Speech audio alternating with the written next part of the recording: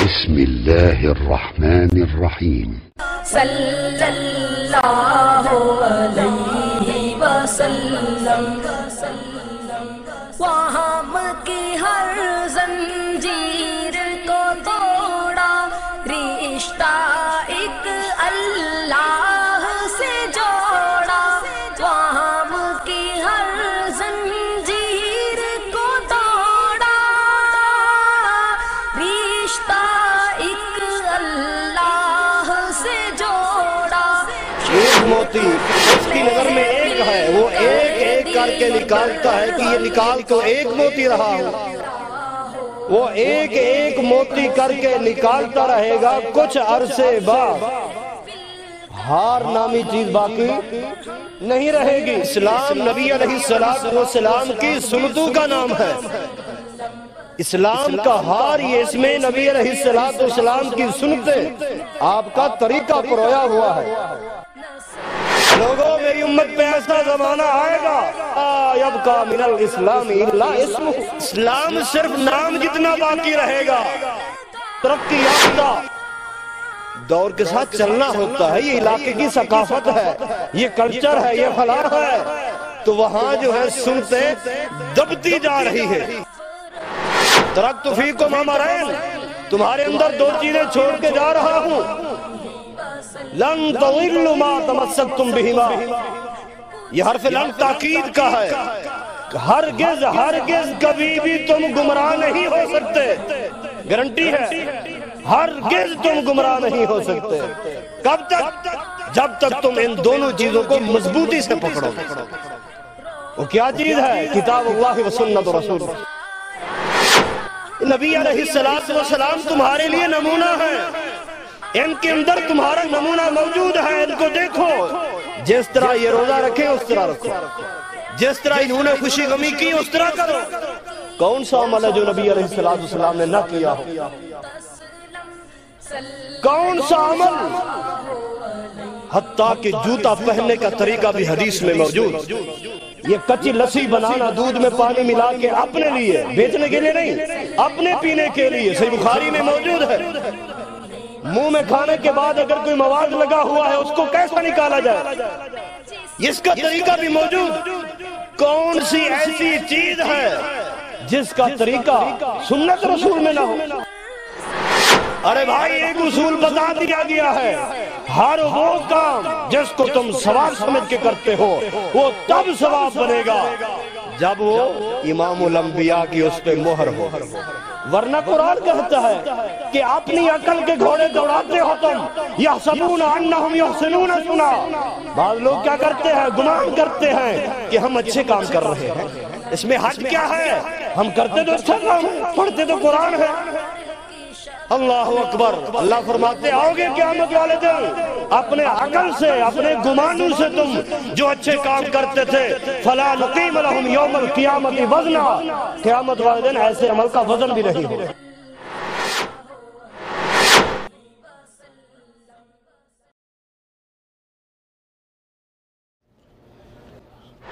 السلام علیکم ورحمۃ اللہ وبرکاتہ۔ ان الحمد للہ نحمده ونستعینه ونستغفره ونعوذ باللہ من شرور انفسنا ومن سیئات اعمالنا، من يهده الله فلا مضل له ومن يضلل فلا هادي له، وأشهد أن لا إله إلا الله وحده لا شريك له، وأشهد أن محمدًا عبده ورسوله، أما بعد فإن خير الحديث كتاب الله، وخير الهدي هدي محمد صلى الله عليه وسلم، وشر الأمور محدثاتها، وكل محدثة بدعة، وكل بدعة ضلالة، وكل ضلالة في النار۔ اللهم صل على محمد وعلى آل محمد كما صليت على إبراهيم وعلى آل إبراهيم إنك حميد مجيد اللهم بارك على محمد وعلى آل محمد كما باركت على إبراهيم وعلى آل إبراهيم إنك حميد مجيد رب اشرح لي صدري ويسر لي أمري واحلل عقدة من لساني يفقه قولي رب زدني علما رب زدني علما اللهم رب زدنا علما أما بعد فأعوذ بالله من الشيطان الرجيم بسم الله الرحمن الرحيم لقد كان لكم في رسول الله أسوة حسنة وقال الله تعالى في مقام آخر يا أيها الذين آمنوا أطيعوا الله وأطيعوا الرسول ولا تبطلوا أعمالكم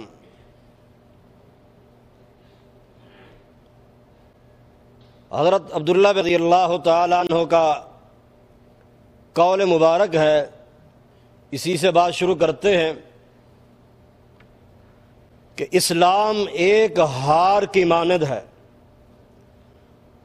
جس طرح موتی کا ہار ہوتا ہے، ایک ایک موتی کو اس دھاگے کی لڑی کے اندر پرویا جاتا ہے، تو اسلام یہ نبی علیہ السلام کی سنتوں کا نام ہے۔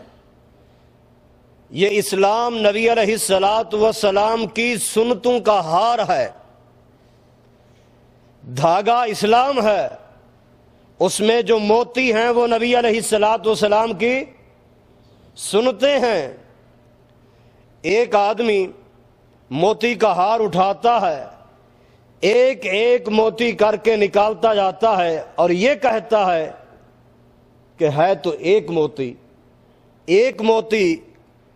یعنی اس کی نظر میں ایک ہے، وہ ایک ایک کر کے نکالتا ہے کہ یہ نکال تو ایک موتی رہا ہوں۔ وہ ایک ایک موتی کر کے نکالتا رہے گا، کچھ عرصے بعد ہار نامی چیز باقی نہیں رہے گی۔ اسلام نبی علیہ السلام کی سنتوں کا نام ہے۔ اسلام کا ہار یہ اس میں نبی علیہ السلام کی سنتیں، آپ کا طریقہ پرویا ہوا ہے۔ اب کوئی شخص ایک ایک سنت کر کے نکالتا جاتا ہے، ایک ایک سنت کر کے، ہے تو سنت کون سا کوئی فرض ہے؟ داڑھی رکھانا ہے تو سنت کون سا کوئی فرض ہے؟ شلوار ٹکنے سے اوپر رکھنا ہے تو سنت کون سا کوئی فرض ہے؟ ایک ایک سنت کو سنت کہہ کے نکالتا جاتا ہے، اہمیت نہیں رکھتا۔ کچھ عرصے بعد پھر اسلام نامی کوئی چیز باقی نہیں رہے گی۔ جس طرح وہ موتیوں کا ہار ایک ایک موتی کر کے نکالتا جاتا ہے، کچھ عرصے بعد وہ موتی کا دھاگا تو اسی طرح ہوگا، لیکن موتیوں والا وہ ہار نہیں کہا جائے گا۔ تو یہ بھی صرف نام کا اسلام ہوگا، لیکن اندر اسلام والی وہ چیزیں نہیں ہوگی۔ اسی کے متعلق تو امام الانبیاء نے اشارہ دیا ہے۔ آپ فرماتے ہیں لوگو یاتی علی الناس زمان، میری امت پہ ایسا زمانہ آئے گا لا یبقى من الاسلام الا اسمہ ولا يبقى من القرآن الا رسمه ومساجد عامرة وهي خراب من الہدى۔ اے لوگو میری امت پہ ایسا زمانہ آئے گا لا يبقى من الاسلام الا اسمه، اسلام صرف نام جتنا باقی رہے گا۔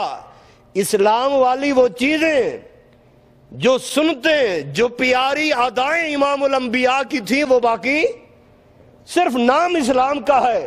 نہ لباس اسلامی ہوگا، نہ حجامت اسلامی ہوگی، نہ بول چال اسلامی ہوگا، نہ کھانا، نہ شادی، نہ برادری وہ اسلامی کیا کرے جی؟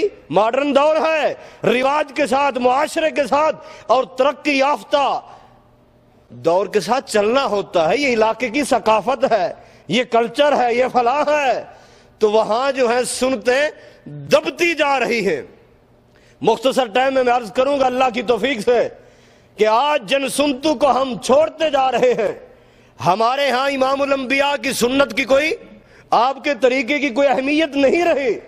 کیا شریعت میں ایسا ہے کہ امام الانبیاء کی سنت کا کیا مقام ہے، آپ کے طریقے کا کیا مقام ہے؟ اس کو اپنانے سے کیا فائدہ ملتا ہے، چھوڑنے پہ کیا سزا ملتی ہے؟ بدعت کی طرف رجحان ہے، سنت کو انسان پیٹھ کے پیچھے ڈالتا جا رہا ہے، کبھی علاقے کے ثقافت کے نام پہ، کبھی ماڈرن دور کے نام پہ، سنت کی کوئی اہمیت تک نہیں رہی۔ میرے بھائیوں، صحیح مسلم کی حدیث ہے، نبی علیہ الصلوۃ والسلام ارشاد فرماتے ہیں، ایک صحابی نے نماز لیٹ پڑھی، پیچھے رہ گیا، اسی کو امام الانبیاء نے اپنا مخاطب بنا کے ارشاد فرمایا، اے لوگوں،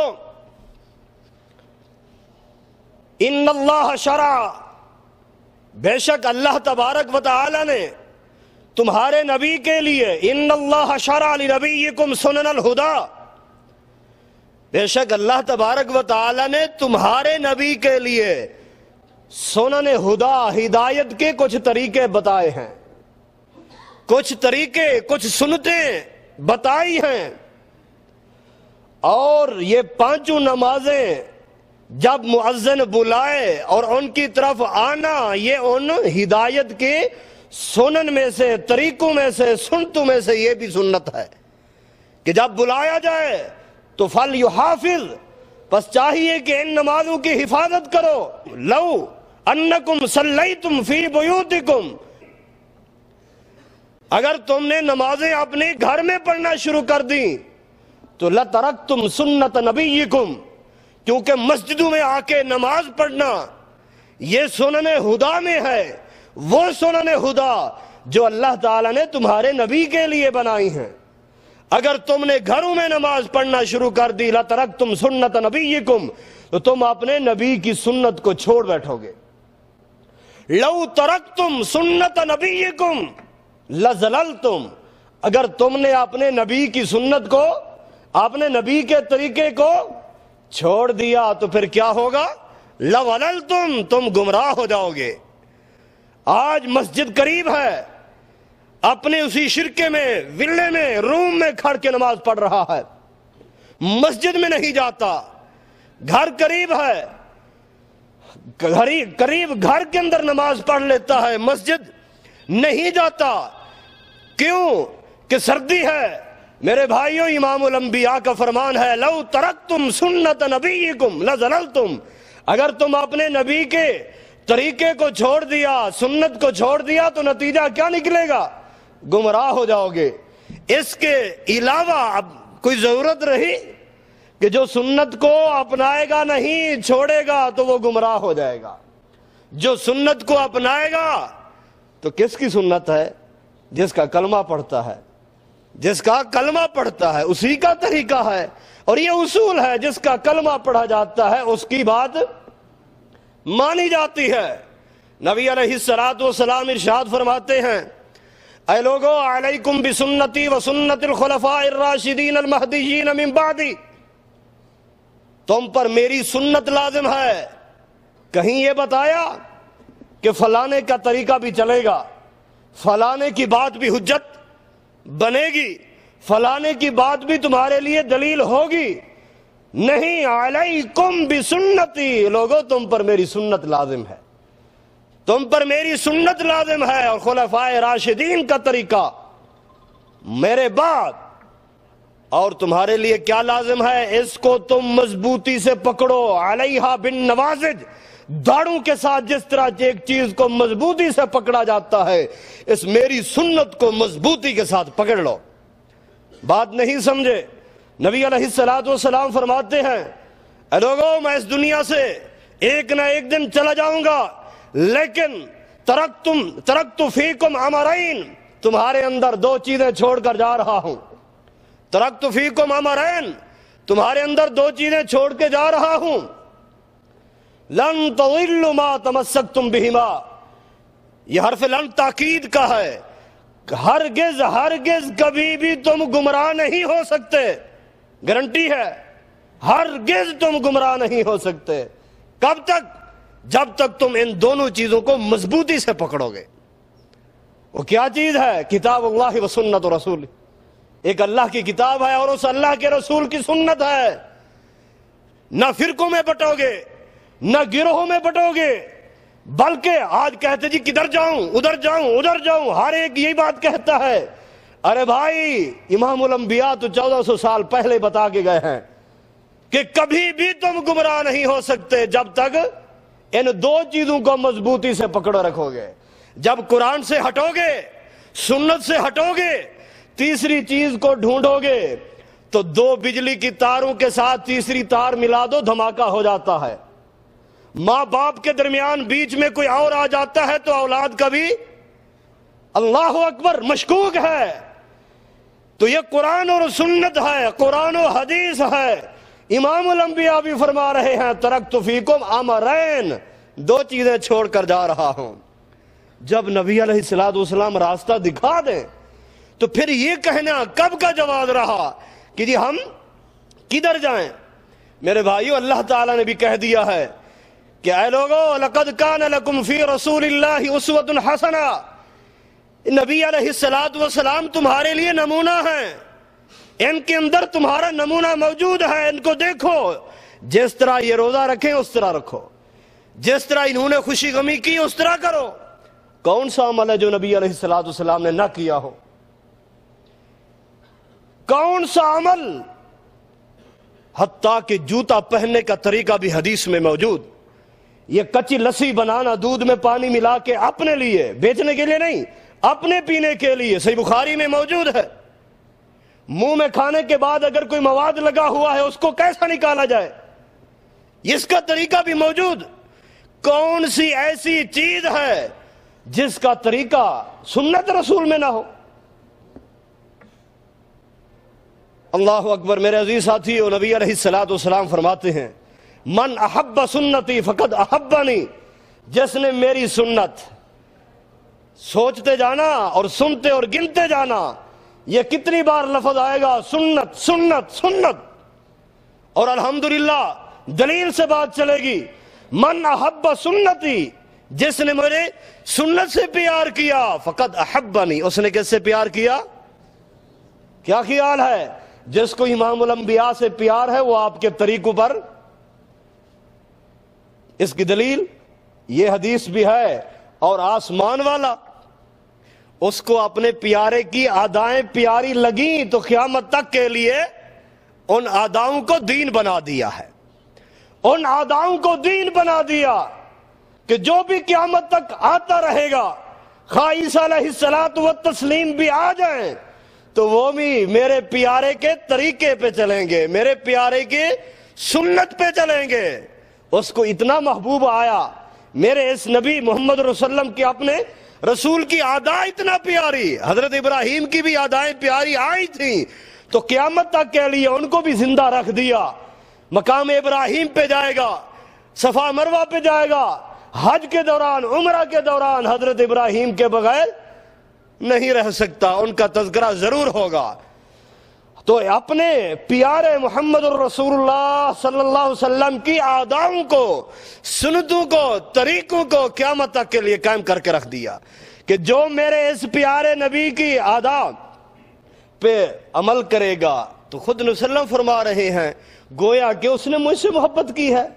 جس کو مجھ سے محبت ہے وہ میری سنت کو کبھی نہیں، وہ بدعت کی طرف کبھی نہیں جائے گا، اور جو مجھ سے پیار کرتا ہے، محبت کرتا ہے، کان معی فی الجنہ، وہ میرے ساتھ جنت میں ہوگا، وہ میرے ساتھ جنت میں ہوگا۔ کس وجہ سے؟ سنت پہ عمل کرنے کی وجہ سے۔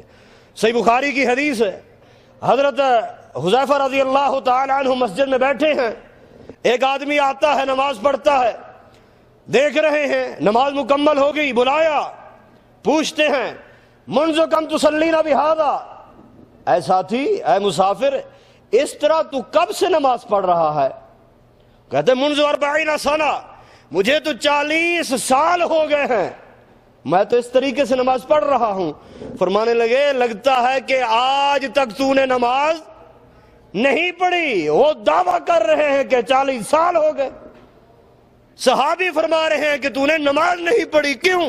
اتنا بڑا دعویٰ کر دیا، 40 سالہ عبادت گئی، کیوں گئی؟ فرمایا کہ یہ تیری نماز سنت کے مطابق نہیں، تیری نماز سنت کے مطابق نہیں۔ طریقہ بتایا، طریقہ بتانے کے بعد فرمایا جا کے پڑھو۔ جب پڑھی نماز فرمایا الآن صلیت، اب تو نے نماز پڑھی ہے۔ تو 40 سالہ عبادت کہاں گئی؟ وہ سنت کے مطابق نہیں تھی۔ بات نہیں سمجھے؟ صحیح بخاری کی حدیث ہے، حضرت عبداللہ بن عمر بن عاص رضی اللہ تعالیٰ عنہ کی شادی ہوئی، 1 سال کے بعد باپ گیا بہو کے پاس، حضرت عمر بن عاص جا کے پوچھتے ہیں اے بیٹا کیا حال ہے، کیسے گزر رہی ہے زندگی، کبھی خامد سے کوئی تکلیف؟ اتنا تعریفیں کی کہ میرا خامد میرے لیے اس سے بڑا ہے اور کیا اعزاز ہوگا، میرا خامد صحابی رسول ہے، صحابی رسول ہے، اور اتنا عبادت گزار ہے، اتنا تقوی اور پرہیز، ساری رات عبادت کرتا ہے اور روزانہ روزے رکھتا ہے، دن کو روزے ہوتے ہیں، رات ساری عبادت میں لگا دیتا ہے، آج تک بستر کے قریب نہیں آیا، اتنا عبادت گزار، اتنا نیکوکار، اتنا ہی پرہیزگار میرا خاوند۔ اللہ اکبر، بہت تعریفیں کر دی۔ حضرت عمر بن عاص واپس آ گئے، جو پوائنٹ لینا تھا انہوں نے لے لیا، آ کے امام الانبیاء کو کہتے ہیں اللہ کے رسول جی عبداللہ کا حال دیکھا ہے؟ کیا؟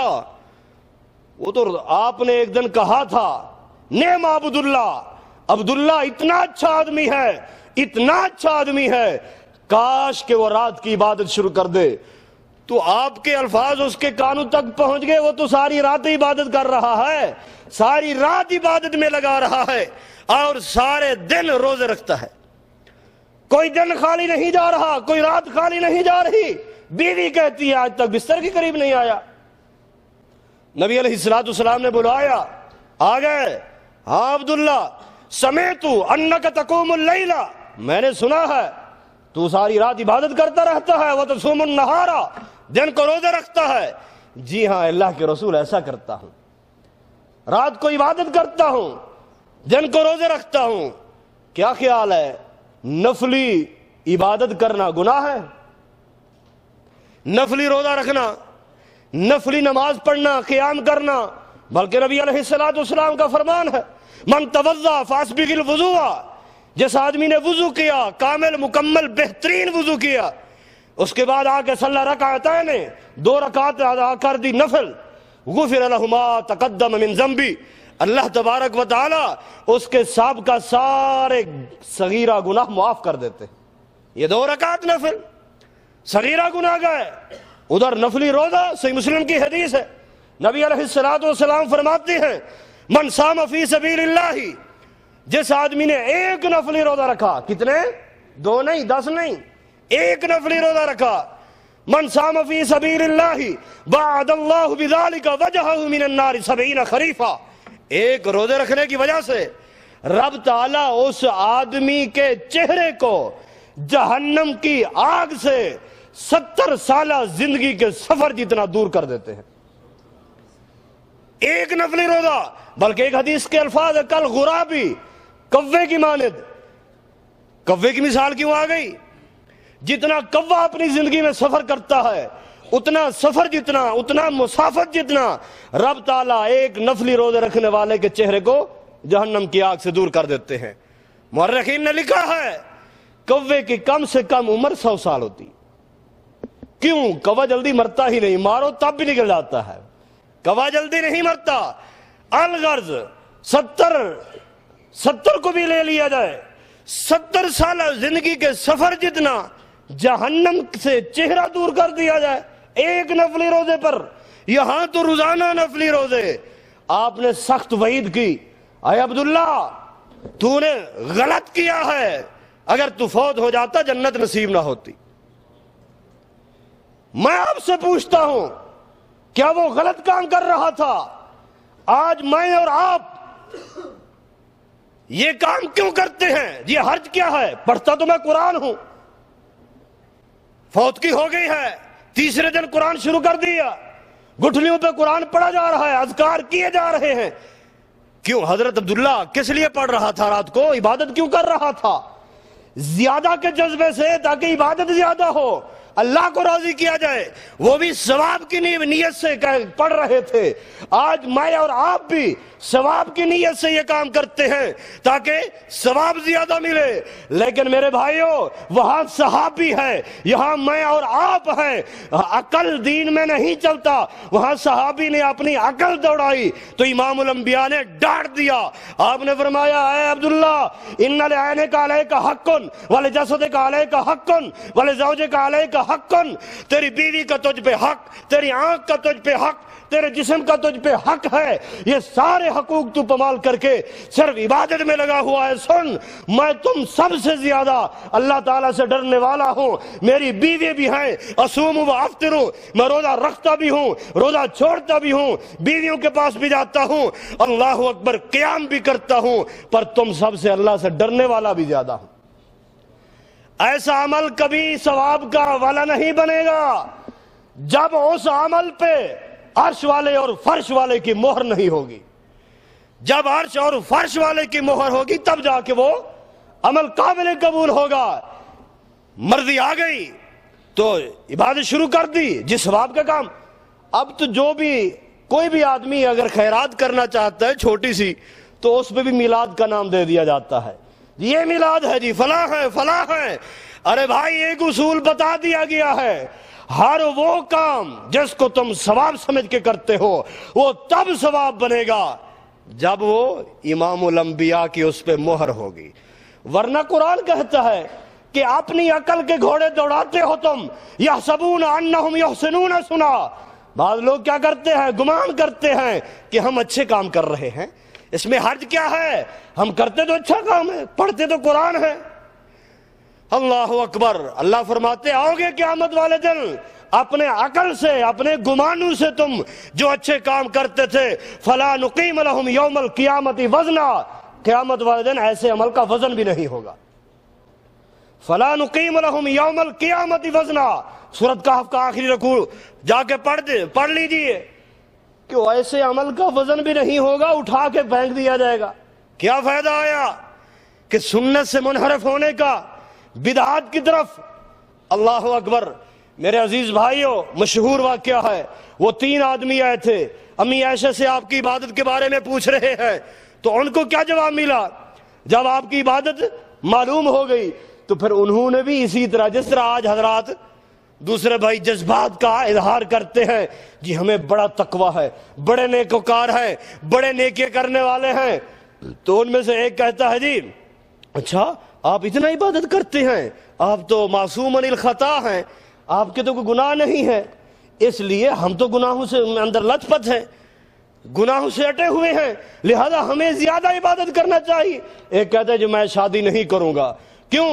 شادی کرنے سے آدمی اپنے ازدواجی معاملات میں مصروف ہو جاتا ہے، لہذا شادی نہیں کروں گا، ساری زندگی عبادت کروں گا۔ ایک کہتا ہے نہیں میں ساری زندگی روزہ رکھتا رہوں گا۔ اب یہ غلط بات کہہ رہے تھے، یہ گناہ کا کام کر رہے نہیں، ثواب کی نیت سے، تاکہ ہم اپنی عبادت زیادہ سے زیادہ کریں۔ لیکن امام الانبیاء کی طرف سے کیا آرڈر ہوا؟ وہی آپ نے فرمایا سنو، وہی تمہاری عبادت قابل قبول ہوگی جو میرے طریقے کے مطابق ہے، یہ تمہاری سوچ ہے، یہ تمہاری عقل ہے۔ کاش کہ حضرت علی رضی اللہ تعالیٰ عنہ کا وہ قول پڑھ لیتے۔ حضرت علی رضی اللہ تعالیٰ عنہ فرماتے ہیں لو کان الدین بالرأی، اگر دین رائے اور عقل کا نام ہوتا تو پھر موضوع کے اوپر مسح نہیں کرنا، پھر نیچے مسح کرنا چاہیے۔ عقل کہتی ہے کہ پاؤں کو نیچے سے مٹی لگتی ہے، پاؤں کا نچلا حصہ زمین پہ رہتا ہے، مسح اوپر کیا جاتا ہے۔ اگر دین رائے کا نام ہوتا، عقل کا نام ہوتا تو مسح نیچے کرنا چاہیے۔ تو ماننا پڑے گا دین عقل کا محتاج نہیں، دین رائے کا محتاج نہیں۔ اللہ اکبر، کیا ہی پیارا جواب دیا حضرت ابو بکر صدیق نے ابو جہل کو۔ ابو جہل جب آتا ہے ابو بکر رضی اللہ تعالیٰ عنہ، جی ایک دو سوال ہیں، جی کر سوال۔ کوئی آدمی یہ کہے کہ میں ایک رات کے اندر بیت اللہ سے بیت المقدس تک ہو کر واپس آ گیا ہوں، مانے گا. عقل تو نہیں مانتی کہ 2 مہینے کا سفر 1 رات میں طے. کیا ایک آدمی یہ کہے کہ میں راتوں رات آسمان سے ہو کر واپس آ گیا, رات کا حصہ باقی ہے؟ مانتا ہے لیکن عقل تو نہیں مانتی. پھر تیرا یار کہہ رہا ہے, تیرا صدیق, تیرا ساتھی اور سنگتی محمد الرسول اللہ صلی اللہ علیہ وسلم کہہ رہے, ہاں تو نے اپنے کان سے سنا ہے؟ ہاں ابھی سن کے آ رہا ہوں, میں ابھی اسے اٹھ کر آ رہا ہوں, انہوں نے بتایا ہے. ابو بکر فرمانے لگے, سنا ابو جہل, میری عقل نہیں مانتی پر میرا ایمان مانتا ہے. عقل نہیں مانتی پر ایمان مانتا ہے. پہلے عتیق تھے, اس تصدیق کے بعد صدیق بنے. کیوں؟ عقل دین میں, عقل کا کوئی دخل نہیں ہے, ذرے پر بھی دخل نہیں ہے. عقل جو کچھ کہتی ہے, میری اور آپ کی عقل غلط ہو سکتی ہے. ارے ہم اس کی سنتوں کو کیوں نہ اپنائیں؟ کوئی ہے اس کائنات کے اندر جو اس کی سیرت کا مقابلہ کرے؟ کوئی ہے؟ وہ تو اللہ اکبر ایسی ہستی جس کی ایک ایک ادا حدیث کے اندر لکھی ہوئی ہے کہ آپ چلتے کیسے تھے, آپ کھانا کیسے کھاتے تھے, آپ بیٹھتے اور بولتے کیسے تھے, آپ کی ایک ایک ادا صحابہ کرام نے نوٹ کی. کوئی ہے ایسا امام کہ جس کی ایک ایک ادا نوٹ کی ہوئی ہو, ایک ایک ادا دین بنی ہوئی ہو؟ حضرت یہی عبداللہ بن عمر بن عاص گئے, کہتے ہیں اللہ کے رسول جی, مجھے ساتھیوں نے کہا تو ہر وقت ہر بات نبی صلی اللہ علیہ وسلم کے لکھتا رہتا ہے, کیونکہ نبی علیہ السلام کبھی غضب کے اندر, کبھی رضا کے اندر, کبھی جذبات میں, کبھی خوشی میں, مختلف حالات میں ہوتے ہیں. ہر بات نہ لکھا کر. اب کیا حکم ہے آپ کا؟ آپ نے فرمایا, اے عبداللہ سن, اکتب, لکھا کر. منہ کی طرف اشارہ کیا. والذی, اس ذات کی قسم جس ذات کے ہاتھ میں میری جان ہے, ما یخرج منہ الا الحق, میرے اس منہ سے سوائے حق کے اور کچھ نہیں نکلتا, سوائے حق کے کچھ نہیں نکلتا. کوئی ہے ایسا امام, کوئی ہے ایسا بزرگ کہ جس کی ہم اطاعت کریں, کہ جس کی ایک ایک حرکات و سکنات کو نوٹ کیا گیا ہو؟ آپ سوتے تو سوتے کیسا؟ دائیں ہاتھ دائیں رخسار کے نیچے, دائیں سائیڈ پہ سوتے. پیتے تو پیتے کیسا؟ دائیں ہاتھ سے. کھاتے دائیں ہاتھ سے. آپ کا اٹھنا بیٹھنا حتیٰ کہ ہر بات لکھی ہوئی ہے. تو پھر اس کی سنت کو کیوں نہ اپنائیں؟ ارے بھائی سنت میں اتنا برکت ہے. حضرت مغیرہ بن شعبہ جب ایران روم میں گئے, جب ان کے ایوان میں بیٹھے, انہوں نے کھانا لگایا, کھانا کھانے کے لیے بیٹھے. ان کی نیت یہ تھی مسلمان ممکن ہے لالچ میں آ جائیں, بڑے اعلیٰ قسم کے کھانے لگا دیے, کھانا کھانے بیٹھے. اتفاق سے ایک لقمہ نیچے گر گیا. جب ایک لقمہ نیچے گرا, اٹھایا, اس کو صاف کرنے لگے.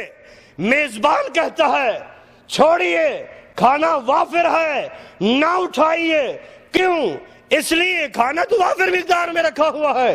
حضرت مغیرہ بولنے لگے, کاش کہ آج وہی چیز ہمارے اندر بھی آ جائے. کہنے لگے, اے میزبانوں سنو, میں اس لیے اس لقمے کو اٹھایا کہ میرے نبی کی سنت ہے. آپ نے فرمایا کھانا کھاتے ہوئے لقمہ گر جائے, اسے اٹھاؤ اور اس کو صاف کر کے کھا لو, ممکن ہے اسی کے اندر برکت ہو, ممکن ہے اسی میں برکت ہو. آج تو عجیب دور آ گیا, دور بلکہ دور نہیں کہنا چاہیے, ہماری ذہنیت تبدیل ہو چکی ہے. ہم زمانے کو گالی دے دیتے ہیں, جی بڑا عجیب دور آ گیا ہے. حالانکہ ایسا کہنا شرم ناجائز ہے, کیونکہ اللہ تبارک و تعالیٰ فرماتے ہیں ابن آدم مجھے گالیاں دیتا ہے, ابن آدم کی اولاد مجھے گالیاں دیتا ہے. کیسے؟ آپ فرماتے یسب الدہر وانا الدہر, یہ زمانے کو گالی دیتا ہے, زمانہ میں ہوں. یہ مہینہ تو ایسا ہی گزرا, آج کا دن تو اتنا ایسا, غلیظ الفاظ کسے جاتے ہیں. نہیں, ہماری ذہنیت تبدیل ہو چکی ہے. حضرت مغیرہ بن شعبہ نے جب یہ کہا, دربان کہنے لگے, ارے بھائی یہ ہمارے ہاتھ نہیں آتے, یہ تو پیٹھ پیچھے بیٹھ کے, ان کا قائد بھی یہاں موجود نہیں ہے, تو یہ اس کی بات کو نیچے نہیں گرنے دیتے, تو یہ کب اس کو چھوڑیں گے؟ حضرات پوری دنیا کا چکر لگائیے, پورے مذاہب کو ان فرقوں کو دیکھیے، چھان بین کریے تو کیا نتیجہ نکلے گا؟ ذات کو سارے مانتے ہیں۔ چکر بات میں ہے، ذات کو یہود و نصارہ بھی مانتے ہیں، ذات کو مکے والوں نے بھی مانا تھا۔ مشرکین کہہ رہے تھے کہ امام الانبیاء صادق الامین ہیں، سچے ہیں، ما جربنا الا صدقہ، یہ ان کے نعرے تھے کہ ہمارے تجربے میں یہ سچے ہیں، امین ہیں، فیصل ہیں، بہت کچھ ہیں، ساری تعریفیں کر رہے تھے ذات کے متعلق۔ جب بات کی باری آئی، جب ذات دنیا پہ آئی تو ابو جہل لونڈیاں آزاد کر، ابو لہب لونڈیاں آزاد کر رہا ہے۔ جب بات کی باری آئی تو سب سے پہلی بکواس کرنے والا بھی ابو لہب تھا، کسی کو جرت نہ ہوئی، ابو لہب نے اپنی زبان کو حرکت دی، تبا لک محمد کہا کہ تیرا ہاتھ تباہ ہو، نعوذ باللہ۔ کیوں؟ بات کا معاملہ آیا تو مشرک جو اپنے تھے وہ بھی بیگانے بن گئے۔ جب ذات کی بات آئی تھی تو سب کہہ رہے تھے ہم اب اللہ اکبر، سب کہہ رہے تھے کہ جس خوبصورت لڑکی سے نکاح کرنا چاہتے ہو نکاح کراتے ہیں، جتنا دولت چاہیے اتنا دولت کے انبار لگا کے رکھ دیتے ہیں کیونکہ ذات تو آپ کی اچھی ہے۔ ابو طالب نکاح پڑھانے کے لیے حضرت خدیجہ کی طرف گیا، وہاں جا کے خطبے کے اندر امام الانبیاء کی تعریفیں کر رہا ہے۔ اے لوگوں، مت تم یہ تانا دو کہ ایک خدیجہ مالدار ہو کے، تاجرہ ہو کے ایک یتیم آدمی سے نکاح کر رہی ہے، یہ ایسا ہے، یہ ایسا ہے۔ امام الانبیاء کی تعریفوں میں اس نے شعر پڑھے ہیں۔ حضرات، ذات کو سب مانتے ہیں، ہر فرقے والا مانتا ہے، اصل چیک ہوگا، اصل کسوٹی اور ترازو میں پرکھنے کا وقت بعد میں آتا ہے۔ ایک اہل حدیث بچے کو کھڑا کرو، اس کو پوچھو تیری شلوار ٹخنے سے اوپر کیوں ہے؟ وہ کہے گا امام الانبیاء کی سنت ہے۔ اس سے پوچھو دو بھائی ہیں، ایک داڑھی نہیں رکھتا، دوسرا داڑھی رکھتا ہے، تو داڑھی کیوں رکھتا ہے؟ اس لیے کہ یہ نبی کی سنت ہے۔ حضرات، دائیں ہاتھ سے پانی، اب کھانا کھایا جا رہا ہے، ایک بائیں سے پی رہا ہے، ایک دائیں سے پی رہا ہے، پوچھا جائے دائیں سے کیوں پی رہا ہے؟ کہے گا نبی کی سنت ہے، پی تو بائیں سے بھی سکتا ہے، لیکن ہر بات پہ کہے گا یہ امام الانبیاء کی سنت ہے، سنت ہے، آپ کا طریقہ ہے، اصل کسوٹی بات ہے۔ جب بات پہ پرکھا جائے گا تب پتہ چلے گا سنت پہ عمل کرنے والا کون ہے۔ ارے بھائی، کھانے کو ہر کسی کا دل کرتا ہے، کھایا جائے، دیکھنے کو ہر کسی کا دل کرتا ہے، جلوس میں شریک ہونے کے لیے ہر کسی کا دل کرتا ہے، پر جو طریقہ سنت کا ہوگا اس پہ امام الانبیاء کا فرما بردار جو ہو، سنت پہ عمل کرنے والا، وہ مر مٹنے کے لیے تیار ہوگا۔ بیوی کہتی ہے داڑھی کٹوا دے تب میں تیرے پاس رہوں گی، لیکن وہ بیوی کو تو جدا کر سکتا ہے، سنت رسول کو جدا نہیں کر سکتا۔ ہر موقع پہ امام الانبیاء کی سنت کو تلاش کرے گا۔ کیوں؟ اس لیے کلمہ اسی کا پڑا ہے۔ آج تو حوالے دیتا ہے اوروں کے، یہ بزرگوں نے کہا، فلانے نے کہا، فلاں سے سنا، یہ سنی سنائی باتیں۔ ویسے بھی امام الانبیاء نے فرمایا کفا بالمرء، صحیح مسلم، کفا بالمرء کاذبا ان یحدث بکل ما سمع، ہر سنی سنائی بات جو سناتا ہے آگے اس کے جھوٹے ہونے کے لیے اتنا ہی کافی ہے۔ ارے بھائی، کس نے کہا؟ کیا کہا؟ کوئی ہے ایسی ہستی جس کی اتنا اتھارٹی ہو کہ اس کی بات منہ سے نکلے دین بنتی جائے؟ ارے بھائی، یہ عقیدہ تو جبریل امین کا بھی تھا۔ آیا اسند رکبتیں ہے، اپنے گھٹنوں کو امام الانبیاء کے گھٹنوں کے ساتھ ملا دیا، آپ تشہد کی حالت میں بیٹھے ہیں، آگے بیٹھ گئے، اپنے ہاتھوں کو امام الانبیاء کی رانوں پہ رکھ دیا، سوالات شروع، مل ایمان، مل احسان، مل اللہ اکبر، مل اسلام، متسع ما اشراطھا، سوالات جاری۔ سوال ایسے کر رہا ہے جیسے پتہ تک نہیں ہے، جب جواب ملتا ہے تصدیق، کہتے صدقتا۔ جب چلے گئے آئے دہیا قلبی کی شکل میں تھے رضی اللہ تعالیٰ عنہ۔ جب کچھ دور گئے تو آپ نے فرمایا اے عمر، اس کو بلا، جلدی جلدی بلا اس کو۔ جب حضرت عمر گئے تو آدمی گم، اللہ کے رسول جی وہ تو ہے نہیں، گم ہو گئے، پتہ نہیں کہاں گئے۔ پتہ ہے عمر یہ کون ہے؟ یہ تو دہیا قلبی تھے۔ نہیں، یہ دہیا قلبی نہیں تھے، ان کی شکل میں جبریل امین آئے تھے۔ کس کے پاس آئے تھے؟ کس کے پاس آئے تھے؟ نہیں، خود امام الانبیاء کہہ رہے ہیں ہذا جبرائیل، یہ جبرائیل تھے، آتاکم یعلمکم دینکم، یہ تمہارے پاس تمہیں تمہارا دین سکھلانے آئے تھے۔ آئے کس کے پاس سے؟ تم ہی کہہ رہے ہو نبی علیہ السلام کے پاس، لیکن خود نبی علیہ السلام فرما رہے یہ تمہارے پاس، اے صحابہ یہ تمہارے پاس آئے تھے جبریل امین، کیوں؟ تمہیں تمہارا دین سکھلانے کے لیے۔ جبریل امین کو پتا تھا ڈائریکٹ آ کے کہہ دوں تو وہ دین نہیں بنے گا، میں کہتا جاؤں امام الانبیاء کی زبان سے نکلتا جائے گا، مہر ثبت ہوتی جائے گی، دین بنتا جائے گا۔ خود آ کے بتا دیتا، تصدیق جو کر رہے اس کو علم ہے، اس کو اس چیز کا علم ہے، لیکن خود نہیں بتایا، اس لیے کہ آپ کی منہ سے نکلے گا تو دین بنے گا، اگر منہ سے نہیں نکلا تو دین نہیں۔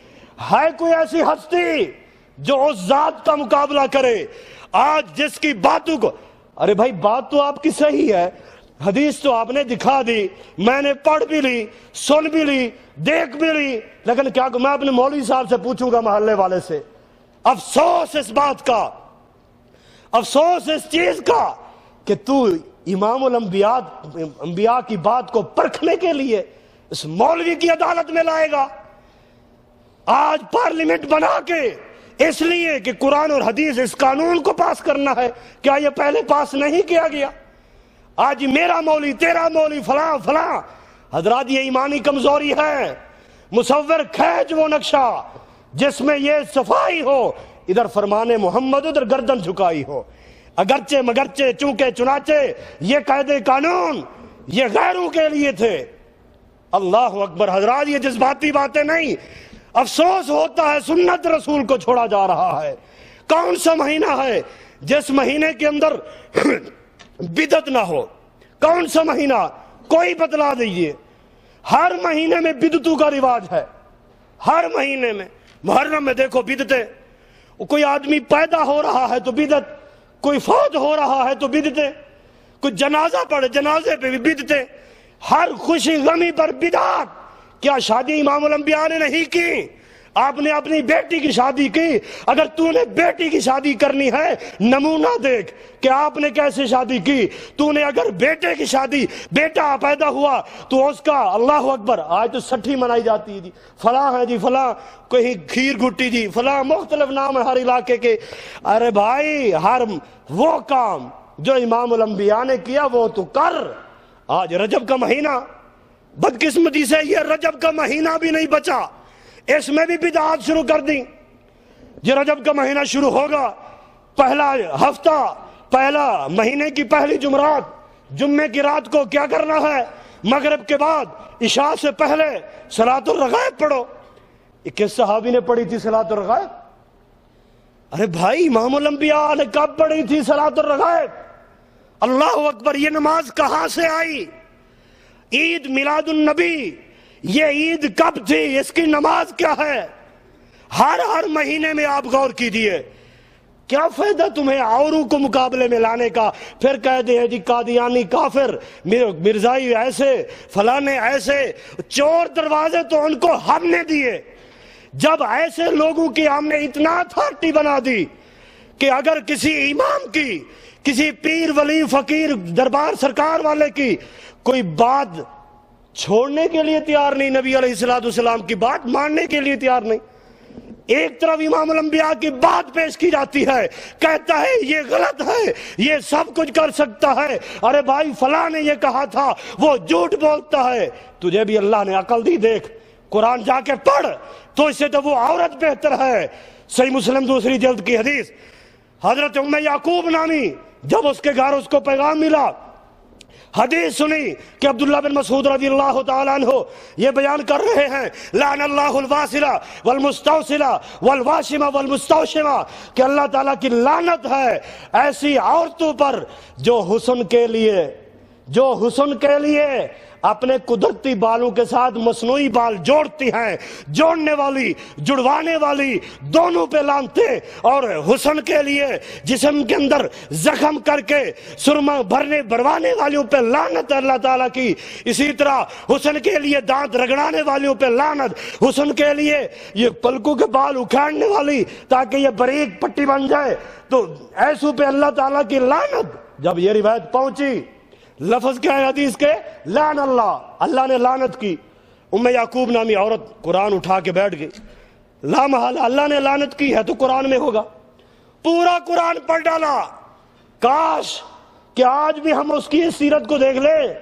ایک بات پہنچی، اس کا یہ عقیدہ نہیں تھا کہ عبداللہ بن مسعود جھوٹ بول رہا ہے، نہیں، ٹھیک ہے میں اپنا فرض منصبی تو نبھاؤں، مجھے جو قرآن کہتا ہے تیرے پاس کوئی خبر ہے فتبینو، اس کی تحقیق کر۔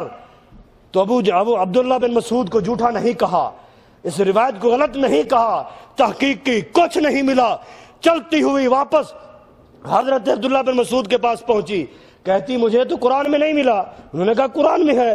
کہتی ماں قرأت ما بین دفتین فما وجدت بأی آیت، دو گتوں کے درمیان جو کچھ بھی ہے سب کچھ پڑھ ڈالا، مجھے تو کوئی ایک آیت بھی نہیں ملی۔ اچھا یہ پڑھا تھا تو نے وما آتاکم الرسول فخذوہ وما نہاکم عنہ فانتہوا، پڑھا؟ جی پڑھا تھا، بس سمجھ آ گئی ہے، سمجھ آ گئی کہ جس چیز کے کرنے کا رسول کریم حکم دے دے وہ کر گزرو، جس سے روک دے رک جاؤ۔ کیوں کہ آپ کی بات بغیر وحی کے نہیں ہوتی، آپ کی بات وحی ہے۔ آپ نے بدعات سے روکا، قیامت کا دن ہوگا، اللہ اکبر، اس سے پہلے امام الانبیاء نے یہ واضح اعلان کر دیا، حجت تمام کر دی، اے لوگو من عمل عملا لیس علیہ امرنا فہو رد، جس نے کوئی ایسا عمل کیا بے شک اس کی عقل میں اچھا کتنا ہی کیوں نہ ہو لیکن ہمارا حکم نہیں ہے تو وہ مردود ہے۔ من احدث فی امرنا ھذا ما لیس منہ فہو رد، جس نے کوئی ایسا دین میں اضافہ کیا جس کے بارے میں ہمارا کوئی پیغام نہیں، فہو رد، وہ مردود ہے، رد ہے۔ بلکہ امام الانبیاء فرماتے ہیں، صحیح مسلم حضرت علی رضی اللہ تعالیٰ عنہ کی روایت، آپ فرماتے ہیں لعن اللہ، بڑی سخت بات ہے، کاش کہ کسی کو سمجھ آ جائے، لعن اللہ من آوى محدثا، بدعت گھڑنے والا تو دور کی بات ہے، بدعتی شخص کو جس نے پناہ دی، روم میں، گھر میں، علاقے میں، بدعتی شخص کو پناہ دینے والے پہ اللہ تعالیٰ کی لعنت ہے۔ لعن اللہ من آوى محدثا، بدعتی شخص پہ اللہ تعالیٰ کی لعنتیں ہیں۔ تو بدعت اپنانے والے کا کیا بنے گا؟ کس منہ سے بدعت پہ عمل کرے کہ نبی کی سنت کو چھوڑ کے بدعت پہ؟ آج تجھے ضرورت ہو لبن کی، ساتھی کو کہتا ہے جا مرائی کی لبن لے کے آ، اور کوئی نہ ہو تو وہ جا کے دیکھتا ہے اوپر سٹیکر کس کا ہے، مہر کس کا ہے، یہ ندا کا ہے، نادق کا ہے، تو ساتھی نے کہا تھا نہیں مرائی کی لانی ہے، زبادی لانی ہے تو مرائی کی، جب اس کو مہر ملے گی واقعی یہ مرائی کمپنی کی ہے تب لے کے آئے گا۔ کھانے کے لیے اتنا تو تحقیق کرتا ہے، اتنا دیکھ بھال کرتا ہے، ایک ایک صفحہ چیک کر کے دیکھ رہا ہے کس کس کمپنی کی ہے، جب دین کی بات آتی ہے تو ہاں بس ٹھیک ہے، امام کے پیچھے اللہ اکبر، اِنَّا لِلَّهِ وَإِنَّا إِلَيْهِ رَاجِعُونَ، لَعْنَ اللَّهُ مَنْ آوَى مُحْدِثًا، اللہ کی لعنتیں ہیں اس آدمی پر جو بدعتی کو جگہ دیتا ہے۔ قیامت کا دن ہوگا، امام الانبیاء حوض کوثر پہ بیٹھے ہیں، یہ بھی صحیح مسلم کی حدیث، آپ حوض کوثر پہ ڈیرا لگائے ہوئے لوگوں کو پانی پلا رہے ہیں، ایک جماعت سامنے آئے گی، جو ہی قریب پہنچے گی تو آپ کہیں گے ہلما ہلما، آنے دو آنے دو، تو بیچ میں دیوار آ جائے گی، پردہ ڈال دیا جائے گا۔ ارے کیوں؟ اے اللہ جی میری جماعت ہے، ان کے وضو والے اعضاء چمک رہے ہیں، یہ میرے امتی ہیں۔ اللہ تعالیٰ کی طرف سے جواب دیا جائے گا، اے نبی تجھے علم نہیں، انک لا تدری، بے شک تو نہیں جانتا، ما احدثوا بعدک، تیرے بعد انہوں نے کیا کیا اضافے کیے تھے دین میں، انہوں نے تو تجھ پہ بھی الزام لگا دیا بقول امام مالک کے۔ امام مالک رحمت اللہ علیہ فرماتے ہیں اللہ اکبر، جو سنتوں کو چھوڑ کے بدعتوں پہ عمل کرتا ہے وہ ایسا سمجھے کہ اس نے اللہ تعالیٰ کے نبی پر خیانت کا الزام لگایا ہے. کیونکہ نبی علیہ السلام فَإِنَّ محمد وسلم خان الرسالہ کہ نبی صلی اللہ علیہ وسلم نے رسالت کی خیانت کی ہے. جو اس خیانت کو یہ پورا کر رہے ہیں، آپ نے رسالت پوری نہیں پہنچائی تھی تو آج یہ پہنچایا جا رہا ہے. 22 رجب کو کنڈے منائے جا رہے ہیں. کیوں؟ اندر سے کہانی کچھ اور ہے، اوپر سے کچھ اور بتائی جا رہی ہے. اللہ اکبر. خیر، میں پہلی حدیث مکمل کر کے بتاتا ہوں. نبی علیہ السلام آواز دے رہے ہیں، میرے جماعتی ہیں، آنے دو. اے نبی تجھے علم نہیں، تیرے بعد تبدیلیں کی تھی. اچھا تو پھر آرڈر کیا ہوگا؟ سوکن ان کو جانے دیجئے، دور پھیل دو. سوکن لمن غیر آبادی، ان کے لیے دوری ہے جنہوں نے میرے بعد تبدیلیاں کی ہیں. آج 22 رجب کو امیر معاویہ شہید ہو رہے ہیں، فوت ہو رہے ہیں رضی اللہ تعالیٰ عنہ. اندر سے اہل تشیع اپنی خوشی منا رہے ہیں، اوپر سے نام سنت کا، جی اہل سنت ہوں تو ان کی خوشیوں میں وہ دودھ بنایا جا رہا ہے، کنڈے بنائے جا رہے ہیں، پیے جا رہے ہیں، بیچے اور خریدے جا رہے ہیں. جی اللہ اکبر. یہ صحابہ کے ساتھ دشمنی ہے. جو کنڈے بناتا ہے، بنواتا ہے، کھاتا ہے، کھلاتا ہے، وہ صحابہ کا دشمن ہے. 22 رجب تاریخ اٹھا کے دیکھیے، حضرت امیر معاویہ کی وفات ہے تو اس پہ اندر سے امیر معاویہ رضی اللہ تعالیٰ عنہ کے دشمن خوشیاں مناتے ہیں. الغرض میرا یہ پیغام ہے آخر میں سب بھائیوں سے کہ اللہ کے لیے سنتوں پہ عمل کرو، بدعتوں کو چھوڑ دو. چیک کرو یہ کون سا کام آیا سنت کے مطابق ہے. ایک چھوٹی سی چیز لینی ہوتی ہے تو کتنا دکانیں چھان بینتے ہیں دین کے لیے. ارے بھائی صحابہ کی سیرت تو کبھی دیکھ کے پڑھ لیں حضرت، بلکہ میری یہ نصیحت سمجھیں، صحابہ کے درخشاں پہلو پڑھیں. اسی طرح صحابہ کی سیرتوں پہ جو لکھے گئے ہیں وہ پڑھ کے دیکھیے. صحابہ ایک صحابی مدینے سے سپیشل سواری لیتے ہیں، صحیح بخاری کی حدیث ہے، سپیشل سواری خریدی، مدینے سے مصر گئے. صرف ایک شفاعت والی حدیث پہ شک تھا، وہ سننے کے لیے گئے اور وہاں پہنچے، صرف کھڑے سنتے ہی واپس آئے، آ کے مدینے میں سواری بیچ دی اور اپنے کام میں لگ گئے. ایک حدیث کے لیے وہ اتنا سفر کریں اور سنتوں کے لیے صحابہ کرام اپنی برادریوں سے کٹ جائیں. کیوں؟ اس لیے ہم یہ کام نہیں کرتے کہ نبی علیہ السلام نے نہیں کیا. ارے حضرت عمر بھی تو کہہ رہے تھے، اے یا حجر، او حجر، اے حجر اسود سن لے، انکا حجرن، تو پتھر ہے، لا تضر ولا تنفع، نہ تو نفع دے سکتا ہے نہ نقصان. میں تجھے کبھی بوسہ نہ دیتا، پر اس لیے دے رہا ہوں، انی رأیت رسول اللہ صلی اللہ علیہ وسلم، میں نے امام الانبیاء کو دیکھا، انہوں نے تجھے چوما تب چوم رہا ہوں، ورنہ تجھے کبھی نہ چومتا، نہ بوسہ دیتا.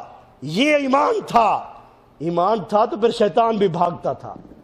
آج تو شیطان آگے آ جاتا ہے، بڑے پیارے مشورے دیتا ہے. اللہ اکبر. شیطان نے سوچا، بات پہلے ہی شیئر کرنی تھی، آخر میں یاد آ گئی، اللہ نے یاد دلا دی. ایک عقلی مثال سے آپ کو سمجھا رہا ہوں. شیطان سوچتا ہے، عقلی نہیں، اس میں اکثر حدیث بھی ہیں، صحیح مسلم کی حدیث ہے، صحیح بخاری میں بھی ہے. جب انسان کسی گناہ کی توبہ کرتا ہے شیطان روتا ہے، شیطان محنت کرتا ہے، محنت کر کے مشورے بڑے پیارے سبز باغ دکھا کے انسان سے گناہ کرا لیا. انسان نے چوری کر لی. شیطان کا تعارف ہے نا، یہ پرانا ازلی دشمن ہے، جنت سے نکالنے والا بھی. گناہ کرا لیا، چوری ہو گئی. کچھ عرصے بعد آدمی کو عقل آیا، ارے بھائی چوری کر دی، چوری تو گناہ ہے. وضو کرتا ہے، سجدے میں آ کے گڑ گڑاتا ہے، روتا ہے، اللہ کے آگے توبہ کرتا ہے. اللہ توبہ کی مقبولیت کے پروانے جاری کرتا ہے. ادھر سجدے میں یہ رو رہا ہوتا ہے، ادھر بیٹھ کے شیطان روتا ہے کہ ساری میری محنت پہ پانی پھیر دیا. بڑی محنت کر کے تجھے پھنسایا تھا، گناہ کرایا تھا، آج تو بخشا کے چلا گیا. پھر کوشش کرتا ہے اور کو پھنساتا ہے، زنا کرا لیا، بدکاری ہو گئی. کچھ عرصے بعد اسے بھی عقل آ گئی، وہ بھی اللہ کے آگے آ کے گڑ گڑا گیا، رویا زارو قطار، اللہ سے معافی کے پروانے لے گیا. شیطان پھر روتا ہے، ساری میری محنت ضائع گئی۔ پھر شیطان نے کیا کیا؟ وہی کیا جس میں آج امت مسلمہ پھنسی ہوئی ہے۔ اس نے سوچا کہ ایسے میرے ہاتھ میں نہیں آتے، کیوں؟ یہ تو سمجھتے ہیں یہ گناہ ہے۔ جو گناہ کو گناہ سمجھتا ہے، ایک نہ ایک دن اس کے عقل میں تصور ضرور آتا ہے کہ اللہ سے توبہ کر لو، غلطی کی تھی۔ اب ان سے وہ کام کراؤں جس کو یہ گناہ ہی نہیں سمجھے گا، جس کو ثواب سمجھ کے کرے گا ہوگا گناہ۔ جب یہ ثواب سمجھ کے کرے گا کب توبہ کرے گا، کب اس سے دور ہوگا؟ صرف یہی کہے گا ارے بھائی تو بڑا سمجھانے آ گیا، پڑھتا تو میں قرآن ہوں، اس میں حرج کیا ہے؟ کراتا تو ختم قرآن ہوں، اس میں حرج کیا ہے؟ پڑھتا تو اذان سے پہلے میں درود ہوں، یہ بجلی والا درود، جب بجلی ہوتی ہے تو درود پڑھا جاتا ہے، جب نہیں تو نہیں۔ تو یہ پڑھتا تو میں درود ہوں، تم درود کے منکر ہو۔ الٹا جواب، ارے بھائی تم جنازے کے بعد بیٹھ کے نماز دعا ہی مانگتے ہیں، تم دعا کے منکر ہو۔ بھائی ایسا کام ان سے کراؤں جس کو یہ ثواب سمجھ کے کریں گے، یہ گناہ سمجھیں گے نہیں، توبہ کب کریں گے؟ اللہ اکبر۔ آج ہر بات پہ بدعات۔ اب یہ درود اذان سے پہلے کس نبی نے، کس صحابی نے؟ آپ کے 3 مؤذن تھے، حضرت ابو محذورہ رضی اللہ تعالیٰ عنہ، حضرت بلال رضی اللہ تعالیٰ عنہ، حضرت عبداللہ بن ام مکتوم رضی اللہ تعالیٰ عنہ۔ کس صحابی نے، کس مؤذن نے یہ پڑھا تھا؟ اللہ اکبر۔ جنازے کے بعد کس جنازہ، کس قبر پر، کس کی میت پر جنازہ پڑھانے کے بعد نبی صلی اللہ علیہ وسلم بیٹھے ہوں؟ کس کی قبر پر آپ نے اذان دلائی ہے؟ کوئی صحابی کون ہے؟ نہیں جی، عقل یہ کہتی ہے۔ پھر وہی بات آ جاتی ہے، یہ عقل کی کسوٹی پہ امام الانبیاء کی بات کو پرکھتے ہیں۔ حضرات یہ بات غلط ہے کہ جو ابھی منکر نکیر آئیں گے اذان دیں گے، اذان سے شیطان بھاگ جاتا ہے تو منکر نکیر بھی، اللہ اکبر، یہ ان کو بھگانے کے چکر میں اور سوالات کے آسانی کے لیے یہ عجیب ڈھونگ رچائے جا رہے ہیں جس کا اسلام سے کوئی تعلق نہیں۔ آج ہمارے معاشرے میں یہ سب چیزیں موجود ہیں۔ ارے بھائی حرج نہیں تو پھر مجھے بتاؤ، اللہ تعالیٰ سجدے میں جتنا قریب ہوتا ہے کسی چیز میں اتنا قریب نہیں ہوتا۔ میں کہتا ہوں کہ میں 1 رکعت کے اندر 2 کے بجائے 3 سجدے کر لوں تاکہ ثواب زیادہ ہو جائے۔ چھوٹا بچہ بیٹھا ہوگا پیچھے نماز کے اندر تو وہی آواز دے گا سبحان اللہ، مولوی صاحب، امام صاحب بھول گئے، 2 کی بجائے 3 سجدے کرا لیے۔ بچے کو کس نے کہا امام صاحب بھول رہا ہے؟ میں تجھے کہتا ہوں حرج کیا ہے؟ اذان ختم ہوتی ہے لا الہ الا اللہ پر، آگے کہہ دے محمد الرسول اللہ، حرج کیا ہے تو آپ کا نام۔ اگر کہہ دے گا تو بیٹا بھی کہے گا ابو جی آج تو اذان میں بھول گئے۔ کیوں؟ اذان تو لا الہ الا اللہ، آگے محمد الرسول اللہ کہہ دیا، غلط کہا، امام الانبیاء کا نام لیا۔ ارے بھائی تب وہاں یہ کہہ دیتے ہو آپ کی سنت ہے، آپ کا یہ طریقہ ہے، تو باقی چیزوں ہاں اگر ایسا وہاں کہیں گے تو پیٹ خالی ہو جائے گا۔ کیوں؟ تو وہ تو پیٹ کے لیے سب کچھ بنا دیا گیا ہے، ہر کھانے والی چیز میں کوئی نہ کوئی بدعت گھڑ کے رکھ دی گئی ہے۔ اللہ اکبر۔ حضرات یہ مؤدبانہ مخلصانہ اپیل ہے۔ قرآن کہتا ہے اطیعوا اللہ واطیعوا الرسول، اللہ اور اس کی رسول کی اطاعت کرو، اپنے اعمال کو باطل نہ کرو، اپنے اعمال کو باطل نہ کرو۔ قرآن کہتا ہے فَلْيَحْذَرِ الَّذِينَ يُخَالِفُونَ عَنْ أَمْرِهِ، ان کو ڈر جانا چاہیے جو امام الانبیاء کے فرامین کی مخالفت کرتے ہیں۔ کس چیز سے؟ ان تصیبہم فتنہ، اللہ اسے کسی ازمائش میں ڈال دے گا، دماغ لے ٹینشن میں مبتلا کر دے، کسی اور مرض میں مبتلا کر دے۔ اگر ایسی مصیبت میں نہیں دنیا میں چھوٹ دے دی تو قیامت والا دن دردناک عذاب میں مبتلا کرے گا۔ کیوں؟ اس لیے کہ تو نے میرے اور میرے رسول کی اتباع نہیں کی تھی۔ جا کے پڑھ 19واں پارہ پہلا صفحہ دیکھ، قیامت کا دن ہوگا، ہاتھوں کو چبا رہا ہوگا، اپنا گوشت خود ہی کاٹ رہا ہوگا، کہہ رہا ہوگا یا لیتنی، ہے افسوس کہ دنیا میں کسی اور کو خلیل مت بناتا، امام الانبیاء کو خلیل بناتا، امام الانبیاء کو دوست بناتا، آپ کی اتباع کرتا، غیروں کے راستے پہ نہ چلتا۔ کوئی ہے آج ایسا آدمی امام جس کی 1400 سالہ 1400 دور کی بات 1 ہفتے کی گارنٹی دے دو میں ہوں، ابھی یہ تقریر کی، ہفتے بعد یہی عنوان دوبارہ دے دو، سوائے قرآنی آیات اور حدیث کے باقی میرا کوئی لفظ مینوان نہیں ہوگا۔ تبدیل مفہوم ہوگا، مفہوم وہی ہوگا جو ہے ہوں کا کی ابھی نکل رہے ہیں، ہفتے بعد ایسا نہیں نکلے گا۔ وہ ہستی اس کے مقابلے میں تم اوروں کو لاتے ہو، وہ تو 1400 سال گزر گئے ہیں، نہ زبر میں تبدیلی، نہ زیر میں تبدیلی، نہ واو میں تبدیلی، نہ یا میں تبدیلی۔ حضرت ابو ہریرہ کا امتحان لیا، ایک مجلس میں بلایا، 100 حدیث سنی، چھٹی دے دی، پھر 2 ہفتے بعد بلایا، وہی حدیث ہے، پھر سنایا، پیچھے کاتب کو کہہ دیا لکھتے جاؤ، من وعن، پوری کی پوری 100% جس طرح ہفتہ پہلے سنائی تھی ہفتے بعد اسی طرح سنا دی۔ کیوں؟ یہ کلام محمد رسول اللہ صلی اللہ علیہ وسلم کا ہے۔ اس ہستی کی جیسی کوئی ہے جس کی بات کو تم چھوڑ نہیں سکتے؟ اللہ اکبر۔ حضرات سب سرکاریں چھوڑ سکتی ہیں، محمد رسول اللہ صلی اللہ علیہ وسلم کے ساتھ چمٹنا چاہیے۔ جو ان کی سنت سے دور، سمجھو وہ جنت سے دور۔ من احب سنتی فقد احبنی، جس نے میری سنت سے پیار کیا اس نے مجھ سے پیار کیا، جس نے مجھ سے پیار کیا جنت میں میرے ساتھ ہوگا۔ اللہ تعالیٰ سے دعا ہے جو سنا اللہ صحیح سمجھنے کے بعد عمل کی توفیق نصیب فرمائے۔ وما علیہ السلام۔ کیا نماز میں سینے پر یا زیر ناف ہاتھ باندھنے کی کوئی حدیث ہے؟ اگر ہے تو وضاحت کریں، بہتر یا احسن کہاں ہاتھ باندھنا ہے؟ مصنف ابن ابی شیبہ کے اندر روایت موجود ہے کہ نبی علیہ السلام نے سینے پر ہاتھ باندھا۔ حضرت وائل بن حجر کی روایت ہے، صحیح بخاری میں اس کا طریقہ موجود ہے کہ دایاں ہاتھ بائیں ہاتھ پہ اور یہاں پر رکھے، تب بھی زیر ناف نہیں جاتا۔ زیر ناف جگہ ویسے بھی ایسی ہے جس کی صفائی اور پاکیزگی کا شریعت نے حکم کیا ہے کہ اس کو پاک رکھو، یعنی اس کی طہارت کا حکم ہے، اس کے بال کاٹنے کا حکم ہے۔ اب یہ ضروری نہیں کہ وہ اس جگہ پر، یہ عقلاً بھی نقلاً، باپ بیٹا کو مار رہا ہے، بیٹا ٹانگوں کے درمیان ہاتھ دے، ابو جی معاف کر دو، 2 اور لگا دے گا۔ اگر تھانے دار مار رہا ہے تو وہ معافی کے لیے ہاتھ نیچے باندھے، 4 اور ٹکا دے گا۔ وہ اللہ کے آگے حضور سامنے حضور اور کہہ رہا ہے اے اللہ مجھے انعام والا راستہ دے، اہدنا الصراط المستقیم، گناہوں کی معافی کے لیے آئے، اللہ سے باتیں کرنے کے لیے، اور ہاتھ کہاں